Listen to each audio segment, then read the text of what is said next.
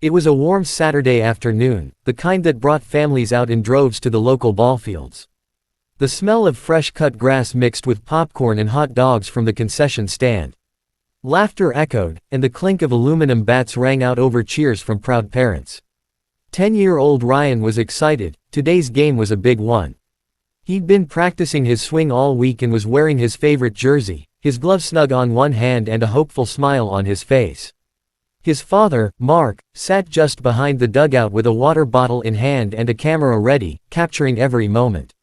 Ryan's mother, Angela, chatted with other parents nearby, occasionally waving to Ryan whenever he looked back.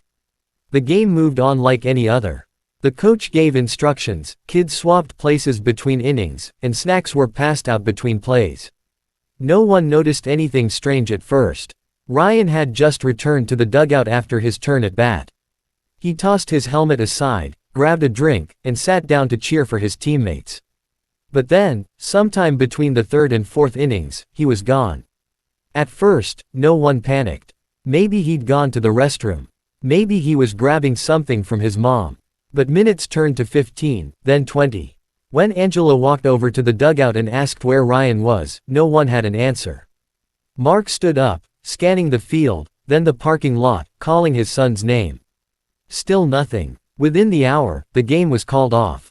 Coaches, parents, and park staff began searching everywhere: bathrooms, cars, the woods nearby.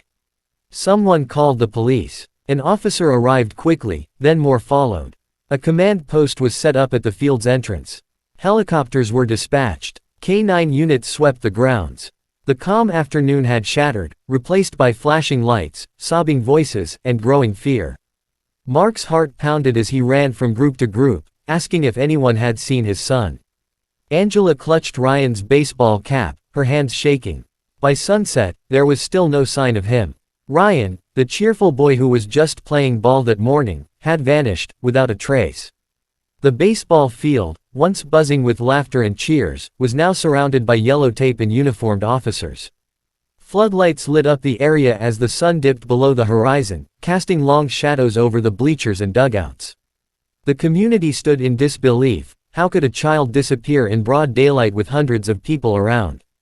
Officers moved swiftly, dividing the area into sectors for search. They began interviewing every coach, player, parent, and vendor who had been at the field that day. Detectives focused first on the most immediate questions. When was Ryan last seen? Who saw him? And what direction might he have gone? Witnesses gave scattered answers. One teammate said he saw Ryan walk toward the back of the dugout during a water break. Another thought he saw him near the snack shack. But none of them could say for sure. No one had seen Ryan leave the park, and no one remembered hearing him call for help. Security camera footage was pulled from the nearby community center and the parking lot, but it offered little. The angles were limited, the resolution poor. There were dozens of cars coming and going, families leaving after earlier games, deliveries arriving, park staff switching shifts. If Ryan had been taken, it would have been easy for someone to slip away unnoticed in the bustle. Mark and Angela were questioned repeatedly that night and into the early morning hours. Though exhausted and devastated, they cooperated fully, trying to recall every detail. What was Ryan wearing? Did he talk to anyone unusual? Had he ever mentioned anything strange about someone at the park? But nothing stood out. Ryan was a happy, well-adjusted boy. He loved baseball, school, and his family. There were no signs of distress, no reason to run away. Police issued an Amber Alert that evening. News stations picked up the story within hours. Photos of Ryan, smiling in his jersey, a bat slung over his shoulder, were broadcast across the region. Volunteers flooded in to help. Search teams fanned out through neighborhoods, woods, and nearby roads. Bloodhounds tracked scents from the dugout to the parking lot but then lost the trail. Despite their swift response, no solid lead emerged. Officers combed through hours of footage and dozens of witness accounts, but nothing connected.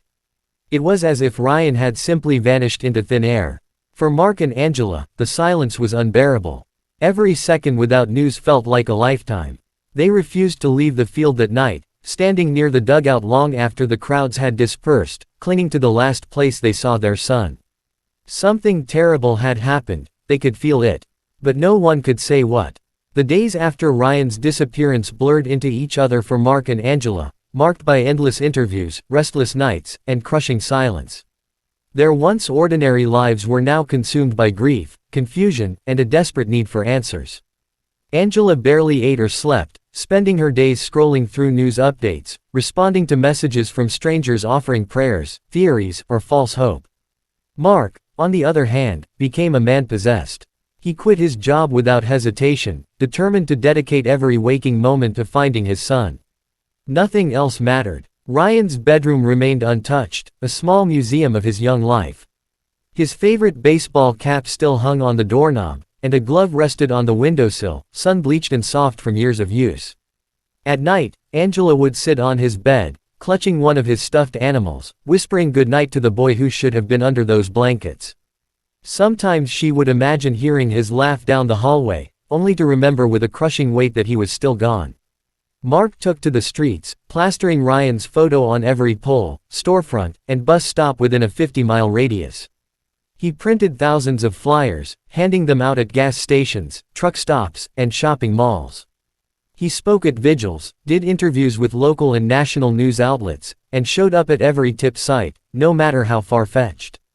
He scoured forums online, read cases of other missing children, and connected with private investigators and retired detectives, begging for guidance. He followed up on every call, every stranger who said they saw a boy who looked just like Ryan. Despite the outpouring of support, the family often felt alone. As the weeks turned into months, the headlines faded. The vigils became less frequent. The neighborhood kids went back to school, back to their sports, back to their normal lives. But nothing was normal for Mark and Angela. Their house felt like a time capsule, frozen in the moment their son disappeared. The toll on their marriage was evident. Grief pulled them in different directions. They argued more often, sometimes about little things, sometimes about nothing at all. Angela wanted to believe Ryan would come home, clinging to that hope. Mark, though he never said it out loud, feared the worst. Yet neither gave up. Deep inside, both parents believed the same thing: someone had taken their son. He didn't wander off. He didn't get lost. Something, or someone, had ripped him from their lives, and they wouldn't stop until they found out who. Their pain was constant, but it fueled them. For Mark especially, the search became a mission. A silent promise he made to his son: I will find you.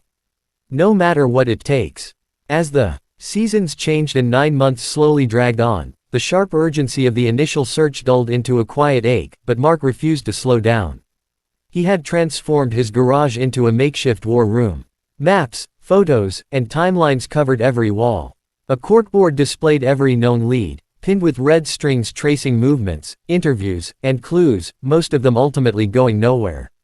But to Mark, every dead end meant another piece of the puzzle that just hadn't clicked yet. He still took calls from the police, though they had long stopped calling him first. Detectives had moved on to newer cases, and the resources once devoted to finding Ryan had been reallocated. It was a painful reality that Mark and Angela tried to accept. Officially, their son was classified as a long-term missing person, and while the file remained open, the active investigation had effectively stalled.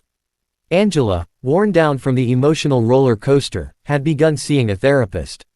She urged Mark to do the same, but he refused. His mind was fixed on one thing: finding Ryan. He couldn't sit in a room and talk about healing when his son was still out there, somewhere. He kept retracing their steps from that fateful day, going over every memory, every sound, every second in agonizing detail. That was when something strange began to tug at his memory, something subtle, easily dismissed. It was the coach, Doug Wallace. A well-liked man in the community, a father himself, always calm, always helpful. But Mark remembered how oddly possessive Doug had been of his large red cooler that day. It had been unusually large for a baseball game. Mark had offered to help carry it once, but Doug insisted on doing it himself, even joking that it was his magic box of victory. At the time, it felt harmless. But now, with no answers and desperation clouding every thought, that offhand moment began to gnaw at him. Mark started researching Doug, casual at first, just reading about his time coaching, looking at his social media. Everything seemed normal. Too normal. Doug had moved to a different part of town a few months after the disappearance, citing family reasons. Mark found that odd. Doug also hadn't shown up to any of the memorial walks or search events. He was the only person from the team who never checked in again. Fueled by a hunch and too many sleepless nights, Mark made a quiet visit to Doug's new home one afternoon under the pretense of returning a team trophy left behind in storage. Doug seemed surprised but let him in. They chatted awkwardly about the past season and the new neighborhood. Mark scanned the room with trained eyes. It was clean, too clean. No signs of baseball gear, no photos of Doug's family, just a few dusty boxes and closed doors. Then Mark saw it, leaning against the wall in the garage. The same red cooler from 9 months ago. It hadn't changed a bit. The sight of it sent a chill through his body. Something didn't feel right. Why had he kept it? Why here, hidden behind lawn equipment, not used once in all this time? Mark's instincts, now sharpened by months of obsession, screamed that this was more than coincidence. The tip of suspicion had become a blade. He needed to see what was inside. Mark stood frozen in the doorway of the garage, his eyes locked on the red cooler. It looked exactly as he remembered, scuffed on the corners, with a faded sticker on the side from a long-forgotten tournament. It should have meant nothing. It was just a cooler, an ordinary object used to store drinks or snacks. But after everything, it didn't feel ordinary anymore. It felt like a missing piece, staring him in the face. Doug noticed his lingering stare. "Yeah, still got that old thing," he said with a forced chuckle. "Can't seem to get rid of it." He stepped in front of it subtly, as if casually tidying the area, but Mark caught the way his hand trembled slightly. It was slight, barely perceptible, but Mark saw it. "Mind if I take a look?" Mark asked, his voice steady but laced with tension. Doug blinked. "What? In the cooler?" "It's just old equipment, junk really. Haven't opened it in months." "That's okay. Just curious," Mark replied, already stepping forward. Doug's hand shot out, touching Mark's arm. "Seriously, man, it's nothing. Look, if you're still holding on to hope." Mark brushed past him, ignoring the growing tightness in his chest. The garage suddenly felt airless. He gripped the handle of the cooler and felt a strange resistance as he tried to lift the lid. It was latched, clamped shut, not typical for a container meant to carry snacks or water bottles. Doug's voice rose behind him. "Don't open that. It's personal." Mark turned slowly. "Why would you keep something personal in a baseball cooler?" he asked. "Why didn't you help us look for Ryan after that day? Why did you move without saying anything?" The silence that followed was long and thick. Then, without another word, Mark unclipped the latches and flung open the lid. The smell hit him first, stale, synthetic, metallic. Inside, instead of drinks or gear, lay layers of fabric, rags, and what appeared to be small boxes and tightly wrapped bundles. A flashlight sat on top, along with a few unmarked pill bottles. Beneath the clutter was something far worse, a child's wristwatch. Blue with a cracked face and a faded cartoon decal on the band. Mark's breath caught in his throat. He had bought that watch for Ryan on his birthday. It had his name engraved on the back. His knees nearly buckled. "No," he whispered, reaching inside with trembling hands. There were more items. A shoelace with a unique green pattern. A water bottle Ryan had carried to every game. It was like a time capsule of his son, hidden in plain sight, locked away for nearly a year. Behind him, Doug stammered. "It's not what you think. I didn't mean to." But Mark wasn't listening anymore. He was already pulling out his phone, dialing 911 with hands that barely worked. When the police arrived minutes later, Doug tried to run, but was tackled just outside the garage. Officers quickly secured the scene, and investigators were called in immediately. Doug was arrested on the spot for obstruction and suspected involvement in Ryan's disappearance. The contents of the cooler would soon lead them to something even more disturbing, a secret concealed within the very walls of the house. But for now, Mark stood alone in the garage, his heart thundering, his hands numb. He had found something, proof that Ryan hadn't just disappeared. Someone had taken him, and that someone had been standing just a few feet away for months, hiding in plain sight. The police swarmed Doug Wallace's quiet suburban home as twilight bled into night, flashing red and blue lights bathing the once ordinary street in surreal color. Neighbors peered from behind curtains and gathered in whispers on front lawns, unable to comprehend how their friendly neighborhood coach was now the center of a criminal investigation. Mark stood just outside the garage, barely hearing the commotion around him. His body was numb, his mind stuck on the image of Ryan's wristwatch nestled in the cooler, as vivid in his thoughts as the moment he had seen it. Inside the house, officers methodically swept each room. Doug was in handcuffs, sitting stone-faced on the living room floor, his lips sealed, eyes vacant. Detectives questioned him, but he said nothing. Not a denial. Not a confession. Just silence. The cooler had sparked a full-scale search of the property. Investigators moved through the house like clockwork, opening closets, inspecting crawl spaces, and tapping on the walls. It wasn't until one officer noticed inconsistencies in the basement drywall that everything shifted. There was a section of the wall that looked newer than the rest, slightly different paint, fewer scuff marks. A hammer was brought in. The wall came down. Behind it was a narrow, dimly lit hallway, barely wide enough for an adult to squeeze through. It led to a small, soundproofed room, no windows, one locked door, and thick insulation padding the walls.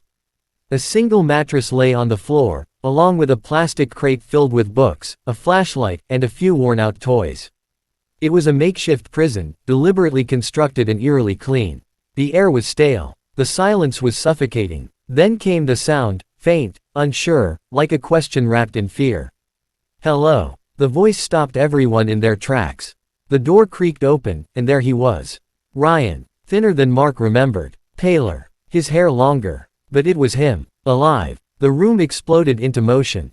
Officers rushed in, one of them kneeling beside the boy, speaking softly. Ryan blinked against the light, eyes wide and overwhelmed. He looked afraid but curious, as if he couldn't quite believe what was happening. As he was gently helped out of the room, he hesitated when he saw Mark standing at the end of the hallway. "Dad," he said, his voice hoarse.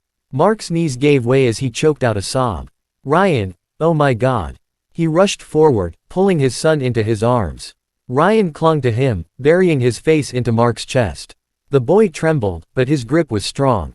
Mark held on as if he'd never let go again. Officers stood aside, giving them a moment, father and son, reunited after 9 agonizing months. The floodgates opened then. Mark wept, not from sadness but from overwhelming relief. Ryan was alive, thin and shaken, but alive. Medical teams arrived quickly, wrapping Ryan in blankets, checking his vitals, asking gentle questions. He spoke very little, only saying he'd been told he was in trouble and had to stay hidden. That Coach Doug said his parents didn't want him anymore. Lies, twisted and cruel. Doug Wallace was taken away in silence, surrounded by flashing cameras and shouting reporters. But Mark didn't care about him anymore.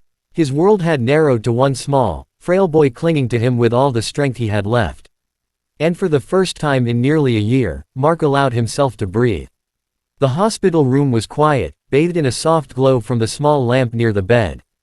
The steady beep of the heart monitor was the only constant sound, a gentle reminder that Ryan was alive, that this wasn't another nightmare. Mark sat beside the bed, his fingers loosely intertwined with his son's. Angela was on the other side, her eyes red from crying, her other hand brushing Ryan's hair back with a tenderness only a mother could give. Ryan was asleep now, finally at peace after a grueling physical and psychological examination. Doctors had reassured them that, miraculously, he was in better shape than expected. Malnourished, yes. Dehydrated. Slight muscle atrophy from lack of movement. But no broken bones, no infections. The worst damage was emotional, wounds far deeper than anything a blood test could show. The specialists had explained it carefully. Ryan had been kept in isolation for most of those 9 months. His captor had brainwashed him, told him stories meant to keep him quiet, compliant, afraid. He'd been convinced that his parents had forgotten about him, even abandoned him.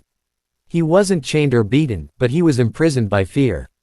And sometimes, the doctors said, fear can be a far crueler jailer than any locked door. Angela clutched her son's hand tighter at that thought. "I never stopped looking for you," she whispered to him through trembling lips, even though he was asleep. "I never stopped loving you." Mark looked at her, then down at Ryan. Neither of us did. In the hallway outside, reporters swarmed the hospital entrance. The story had exploded across the nation: missing boy found alive after 9 months. Kidnapped by trusted baseball coach. News vans lined the street, and journalists begged for statements, but the police had set up barriers, giving the family their space, for now. Inside, detectives met quietly with Mark and Angela, beginning the delicate process of debriefing. There would be a trial. There would be hearings. There would be more questions than answers for a long time. Doug Wallace was in custody, and the evidence, especially the discovery of Ryan and the contents of the cooler, was damning. But the family had no appetite for justice at the moment. They only wanted healing. Mark agreed to speak briefly to the lead investigator. He wanted to know why. Why had Doug done this? What kind of person hides behind the smile of a coach, pretending to be a mentor while planning something so monstrous? The answer was chilling in its simplicity. Doug had a history, sealed juvenile records, past allegations that had never stuck, warning signs buried in bureaucracy. And no one had dug deep enough. No one had connected the dots.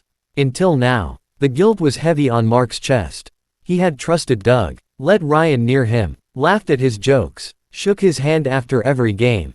But guilt wasn't going to heal his son. Love would. Patience would. Time would. Later that night, when the hospital had quieted, Ryan woke up again.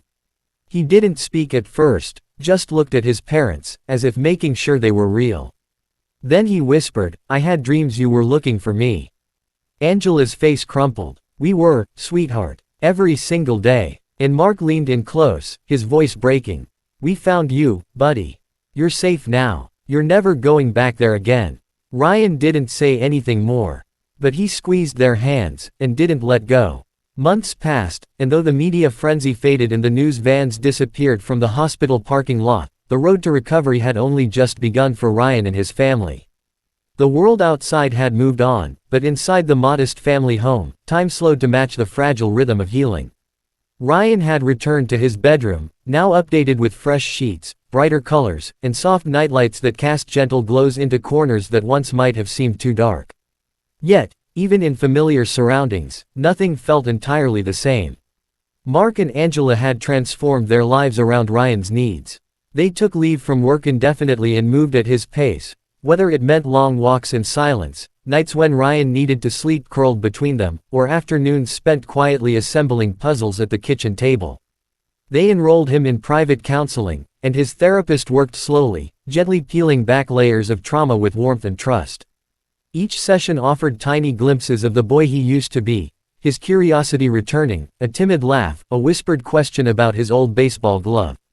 Still, there were hard days. Some nights he screamed in his sleep, thrashing until Mark rushed in to hold him. Some meals went untouched, and sometimes Ryan would ask questions that shattered them. "Why didn't Coach let me go home?"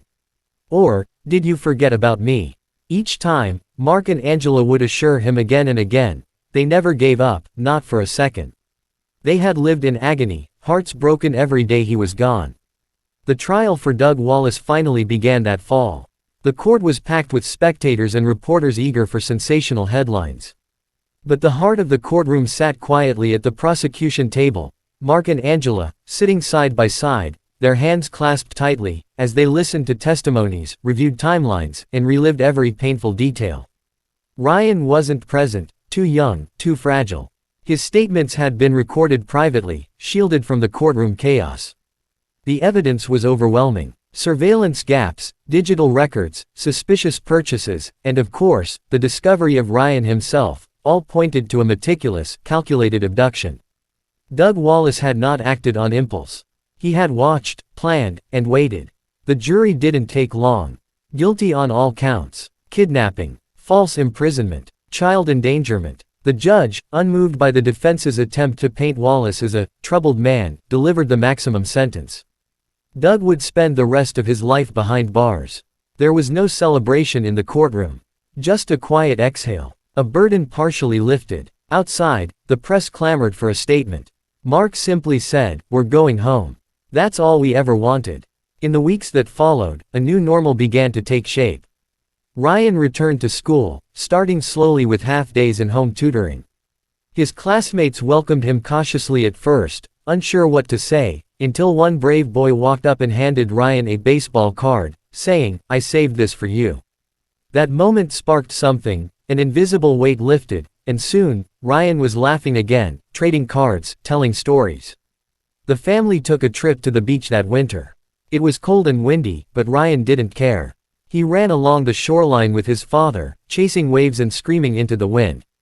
Angela stood back, hands in her coat pockets, tears running down her cheeks, not from sorrow this time, but from the overwhelming sight of hope returned. Their lives would never be exactly as they were.